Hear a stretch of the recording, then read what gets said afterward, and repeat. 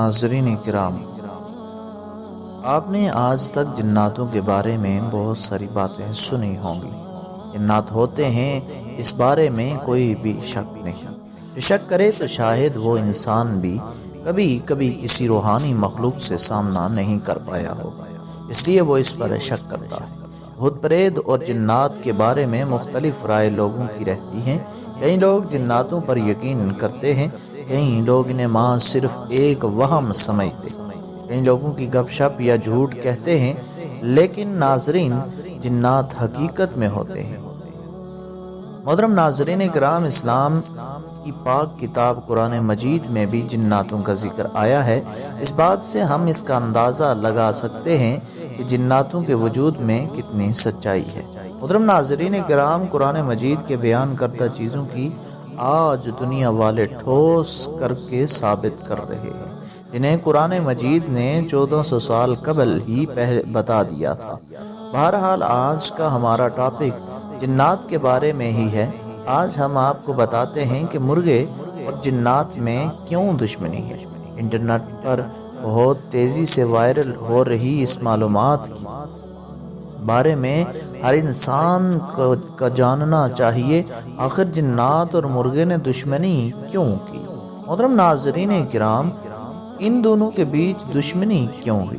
کئی بار آپ نے اس سے ریلیٹڈ ویڈیو دیکھ رکھی ہوں گی، لیکن آج ہم آپ کی تفصیل سے بتائیں گے کہ آخر کار مرغے اور جنات میں دشمنی کیوں ہے۔ حاضرین اکرام، ایک روایت میں ہے کہ کسی ملک کے بادشاہ نے اپنے محل کے محسن کو یہ حکم دے رکھا تھا کہ صبح مرغے کی اذان سننے کے بعد، یعنی مرغا جو بانگ دیتا ہے، اس کے بعد، اس کے سننے کے بعد ٹھیک بعد اذان دے دیا کرو۔ اب محسن ایسا ہی کرتا، لیکن ایک دفعہ ایسا ہوا کہ اس معصوم مرغے نے بے وقت ہی ایک مرتبہ اذان دے دی۔ ناظرین اکرام، مرغے نے بانگ دی اور محسن کو بادشاہ سلامت نے حکم دے رکھا تھا، تو اس نے بھی حکم کی تعمیل کی اور مرغے کی آدھی رات کی آواز کو سنتے ہی محسن نے بھی خود اذان دے دی، جس کی وجہ سے لوگوں کو فجر کے وقت سے پہلے ہی بیدار ہونا پڑا، کیونکہ مرغے نے رات میں ہی اذان یعنی بانگ دے دی تھی، تو محسن صاحب نے بھی اذان دے دی اور لوگ جاگ گئے۔ محترم ناظرین کرام، اسی غلطی کی وجہ سے بادشاہ نے محسن کو موت کی سزا دے دی، اور جب یہ خبر بادشاہ کی لاڈلی شہزادی تک پہنچی، جو کہ بادشاہ کو بہت عزیز تھی، اس نے بادشاہ سلامت کو ایک خط لکھا، اور اس خط میں یہ لکھا کہ اس سزا کا حقدار تو مرغا ہے، اذان دینے والا سزا کا حقدار کیسے ہوا؟ محترم ناظرین کرام، یہ بات کئی بار دیکھی گئی کہ مرغا کئی مرتبہ بے وقت ہی بانگ یعنی اذان دے دیتا ہے، تو پھر کیا ہم اس پر بھروسہ کر سکتے ہیں؟ آج کی اس ویڈیو میں اسپیشلی حضور علیہ السلام کی حدیث مبارکہ سے جاننے کی کوشش کریں گے کہ مرغے کی بانگ دینے یعنی اذان دینے میں آخر کیا کیا حکمتیں ہیں۔ حاضرین اکرام، ایک مرتبہ امام علیہ السلام سے ایک شخص نے سوال کیا کہ یا علی، ہمیں بتائیے کہ آخر مرغا اونچی آواز میں اذان کیوں دیتا ہے؟ جب مرغا اذان دیتا ہے تو اس سے متعلق اس شخص نے حضرت علی سے سوال کیا۔ یہ سن کر حضرت علی نے ارشاد فرمایا کہ اے شخص، یہ خوب جان لے، اس کائنات اور حسن قائم زمین ہم انسانوں کی پیدائش سے لاکھوں سال پہلے آباد تھی، اور اس زمین پر اس وقت جنات رہا کرتے تھے۔ محترم ناظرین کرام، جب اللہ تعالیٰ نے چاہا زمین پر حضرت آدم علیہ السلام کو اتارا، اس وقت ان جناتوں جو اس وقت زمین پر موجود تھے، ان تمام جناتوں کو یہ حکم دیا کہ تم لوگ صرف رات تک ہی اب محدود رہو، یعنی رات کے وقت تم محدود ہو جاؤ، اور اس وقت یہ مرغا جو پرندے کی شکل میں ہوا میں اڑا کرتا تھا، اس مرغے کو اڑنے کی طاقت ختم کر دی۔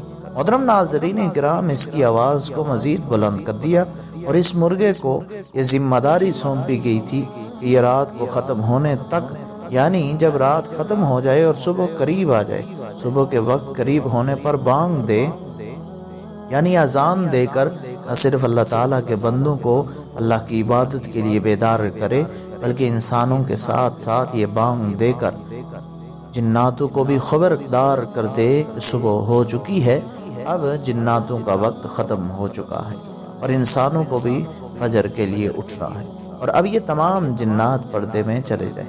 حضرین کرام، اس کے بعد اس شخص کو جواب دیتے ہوئے حضرت علی نے یہ بھی فرمایا کہ یہ اللہ تعالیٰ کی وہ مخلوق ہے جسے اللہ تعالیٰ نے جناتوں اور فرشتوں کو دیکھنے کی صلاحیت سے نوازا ہے، یعنی جو مرغا ہوتا ہے وہ جناتوں اور فرشتوں کو دیکھ سکتا ہے، جبکہ اس مرغے کی آواز میں اللہ تعالیٰ نے اتنا زیادہ رعب اور اثر رکھا ہے کہ جنات بھی اس کی آواز سن کر صبح صبح بانگ دیتا ہے یا رات کو بانگ دیتا ہے، اس کی آواز سن کر جنات بھاگ جاتے ہیں۔ محترم ناظرین کرام، اس کے بعد حضرت علی نے ارشاد فرمایا، اس شخص سے نصیحت فرمائی کہ جب تم دیکھو کہ کسی شخص پر جن کا سایہ ہے تو کوشش کیا کرو کہ اس شخص کو مرغے کی آواز سنائی جائے۔ محترم ناظرین، حضرت امام علی علیہ السلام نے فرمایا کہ امید یہی رکھو کہ جنات جو اس شخص کے اندر موجود ہے وہ ایک مرغے کی آواز سن کر اس کے جسم کو چھوڑ کر بھاگ جائے گا۔ حضرین کرام، اس کے علاوہ ہمارا یہ ایمان ہے اللہ تبارک و تعالی نے اس دنیا میں کسی بھی چیز کو بے مقصد پیدا نہیں فرمایا۔ محترم ناظرین کرام، اگر ہم اس کے بعد مرغے کی زندگی پر نظر ڈالیں، حضرت علی کے اس قول کے مطابق نہ صرف یہ مرغا شیطان کو بھگانے کے کام آتا ہے بلکہ یہ انسانی خوراک کے لیے گوشت پیدا کرنے کا ایک انوکھا ذریعہ بھی ہے۔ شاہد اسی وجہ سے بزرگان دین نے بھی اس نیک صفت پرندے کو اپنے گھروں میں پالنے کا حکم دیا تاہم اس مرغے کی موجودگی میں جنات سے محفوظ رہ سکے۔ پیارے ناظرین، صرف یہی نہیں بلکہ ہمارے نبی صلی اللہ علیہ وسلم کی حدیث مبارکہ بھی مرغے کی اہمیت کو بیان کرتی ہے۔ مثال کے طور پر نبی کریم علیہ الصلوۃ والسلام نے ارشاد فرمایا، جب بھی مرغے کی بانگ سنو، مرغے کی اذان سنو، اللہ تعالیٰ سے اس کے فضل کا سوال کرو، کیونکہ مرغا فرشتوں کو دیکھ کر ہی اذان دیتا ہے۔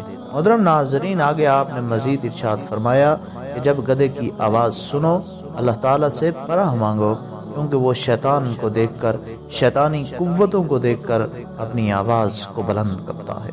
اور ایک اور جگہ ارشاد فرمایا، سب سے بری آواز جو ہے وہ آواز گدھے کی آواز ہے۔